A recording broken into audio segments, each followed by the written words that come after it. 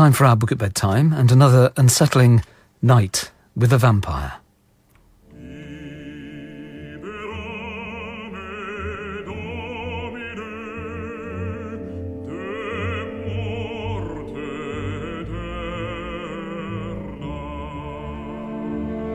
Good evening. Please leave the light on. We shall lie in wait for the creature it is best not to name.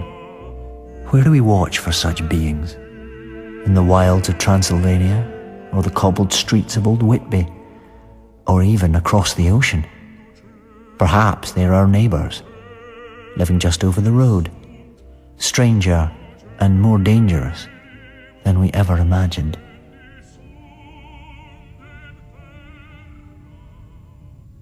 There was only one person in the village who had actually known Luella Miller. She had never married and had lived alone for years in a house across the road from Luella Miller's. According to this woman, Luella Miller had been a beauty of a type rather unusual in New England. She had glimmering lengths of straight, fair hair, which she wore softly looped round a long, lovely face. She had blue eyes full of soft pleading, little slender clinging hands, and a wonderful grace of motion and attitude. Luella Miller used to sit in a way nobody else could if they sat up and studied a week of Sundays, said Lydia Anderson, and it was a sight to see her walk. She had a green shot silk she used to wear, too. That was what she came out bride in when she married Erastus Miller. Erastus Miller was good-looking, too. Erastus just about worshipped her. I used to know him pretty well. He lived next door to me, and we went to school together. Folks used to say he was waiting on me, but he wasn't. I never thought he was, except once or twice when he said things that some girls might have suspected meant something. That was before Luella came here. I don't know what made Erastus Miller go into consumption of the blood the year after he was married. Consumption wasn't in his family. He worked terrible hard till the last, trying to save up a little to leave Luella. He fell on the kitchen floor while he was getting breakfast. He always got the breakfast and let Luella lay abed. He did all the sweeping and the washing and the ironing and most of the cooking. She didn't even do her sewing. She said it made her shoulder ache to sew, and poor Erastus's sister Lily used to do all her sewing. Lily Miller made all Luella's wedding outfit and that green silk dress after Maria Babbitt cut it. Maria, she cut it for nothing, and she did a lot more cutting and fitting for nothing for Luella, too. Lily Miller went to live with Luella after Erastus died. She went to live with Luella right away after the funeral. This Lily Miller had been hardly past her first youth and a most robust and blooming woman. It was not 6 months after she had taken up her residence with her sister-in-law that her rosy colour faded. The way Lily Miller used to talk about Luella was enough to make you mad and enough to make you cry, said Lydia Anderson. She'd say poor Luella had an awful time taking care of her and doing the work. She wasn't strong enough to do anything, when all the time Luella wasn't lifting her finger, and poor Lily didn't get any care except what the neighbors gave her, and Luella ate up everything that was carried in for Lily. I had it real straight that she did. Luella used to just sit and cry and do nothing. She did act real fond of Lily, and she pined away considerable, too. There were those that thought she'd go into a decline herself. But after Lily died, her aunt, Abby Mixter, came, and then Luella picked up and grew as fat and rosy as ever. But poor Aunt Abby began to droop just the way Lily had. And I guess somebody wrote to her married daughter, Mrs. Sam Abbott, who lived in Barr, for she wrote her mother that she must leave right away, but Aunt Abby wouldn't go. Finally she came, and when she saw how bad her mother looked, she broke down and cried and all but went on her knees to have her come away. She spoke her mind out to Luella, too. She told her that she'd thank her to leave her mother alone. Luella went into hysterics, and Aunt Abby was so frightened that she called me after her daughter went. When I got there was Luella laughing and crying all together, and Aunt Abby trying to hush her. "For the land's sakes, Mrs. Mixter," says I, "you look worse than she does. You ain't fit to be up out of your bed." "I'm well enough," says she. "Don't you think she'd better have the doctor, Miss Anderson?" "The doctor," says I think you need him much worse than some folks I could mention." And I looked right straight at Luella Miller, laughing and crying and going on as if she was the center of all creation. All the time she was acting seemed as if she was too sick to sense anything. She was keeping a sharp lookout as to how we took it out of the corner of one eye. I see her. You could never cheat me about Luella Miller. I made some good cornmeal gruel, and I fed Aunt Abby a teaspoon every little while all night long. In the morning, I sent for the doctor. When the doctor had gone, Luella came into the room looking like a baby in her ruffled nightgown, and she looked at Aunt Abby in the bed sort of innocent and surprised. "Why?" says she. "Aunt Abby ain't got up yet?" "No, she ain't," says I. "I thought I didn't smell the coffee," says Luella. "Coffee?" says I. "I guess if you have coffee this morning, you'll make it yourself." "I never made the coffee in all my life," says she, dreadful astonished. I was getting madder and madder. There was something about that little pink and white thing standing there and talking about coffee when she had killed so many better folks than she was. "Is Aunt Abby sick?" says Luella, as if she was sort of aggrieved and injured. "Yes," says I, "she's sick and she's going to die, and then you'll be left alone and you'll have to do for yourself." Well, Luella, she up and had hysterics at that, and I just let her have 'em. The doctor, he came, and Mrs. Sam Abbott, but when she got there, it was too late. Her mother was dead. Aunt Abby's daughter just gave one look at her mother laying there, then she looked at me. "Where is she?" says she, and I knew she meant Luella. "She's out in the kitchen," says I. "She's too nervous to see folks die." The doctor, he speaks up then. He was a young man. "Mrs. Miller is not strong," says he, kind of severe, "and she is quite right in not agitating herself." "You are another young man. She's got her pretty claw on you," thinks I, but I didn't say anything to him. Mrs. Sam Abbott, she went out there, and I never heard anything like the way she talked to Luella Miller. I guess the truth was most too much for her and no mistake, because Luella presently actually did faint away, and the doctor, he came running out, and he said something about a weak heart, dreadful fierce to Mrs. Sam Abbott. "Weak heart," says she, "weak heart, weak fiddlesticks."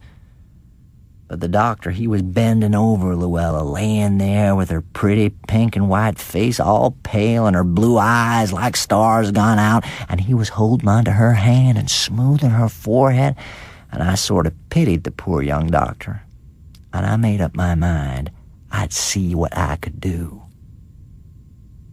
I waited till the doctor was going to see Luella steady, and folks were beginning to talk. Then one evening, when I knew the doctor had been called out of town, I went over to Luella's. "I don't know what there is about you," says I. "You kill everybody that's fool enough to care anything about you and do for you." She stared at me, and she was pretty pale. Says I, "You're going to kill Dr. Malcolm before you're done with him." Then a red color came flaming all over her face. "I ain't going to kill him either," says she, and she begun to cry. "Yes, you be," says I. Then I spoke as I had never spoke before. I told her that she was a dreadful woman, and she was. That's true enough, but sometimes I have wondered lately if she knew it. If she went like a baby with scissors in its hand, cutting everybody without knowing what it was doing. Luella, she kept getting paler and paler. There was something awful about the way she looked at me and never spoke one word.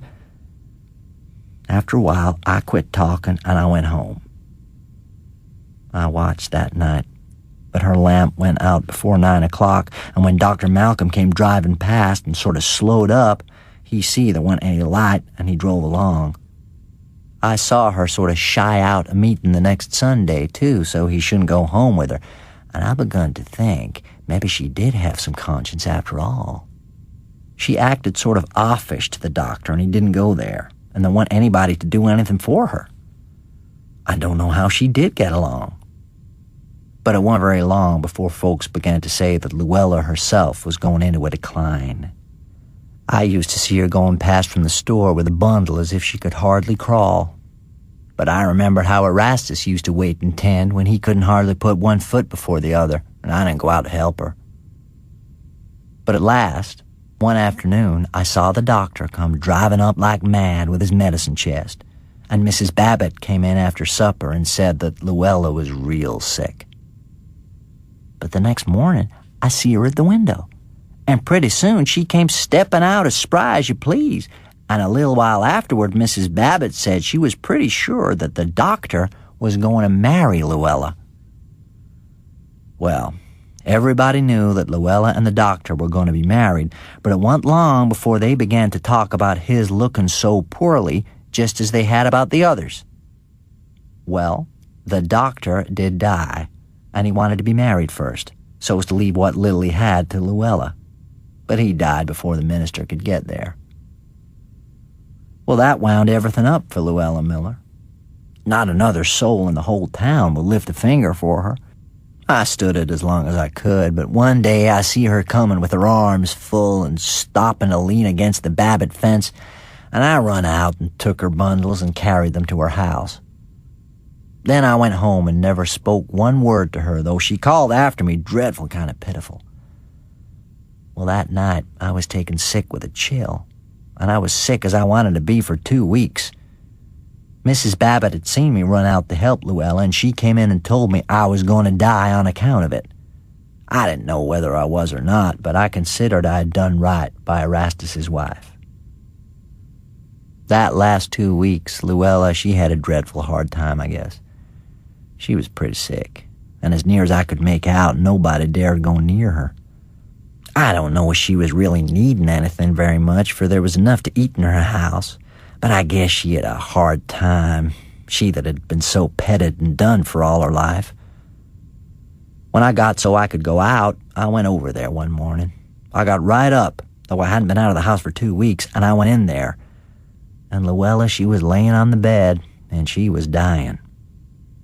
Nobody else dared to go there. It was about midnight that I left her for a minute to run home and get some medicine I'd been taking, for I begun to feel rather bad. It was a full moon that night, and just as I started out of my door to cross the street back to Luella's, I stopped short, for I saw something. I saw what I saw, and I know I saw it, and I will swear on my deathbed that I saw it. I saw Luella Miller and Erastus Miller and Lily and Aunt Abby and the doctor all going out of her door, and all but Luella shone white in the moonlight, and they were all helping her along till she seemed to fairly fly in the midst of them. Then it all disappeared. I stood a minute with my heart pounding, then I went over there. I thought of going for Mrs. Babbitt, but I thought she'd be afraid. So I went alone, though I knew what had happened. Luella was laying, real peaceful, dead on her bed.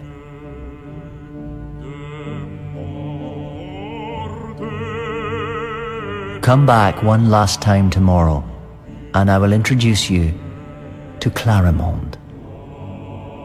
Sleep well, if you can.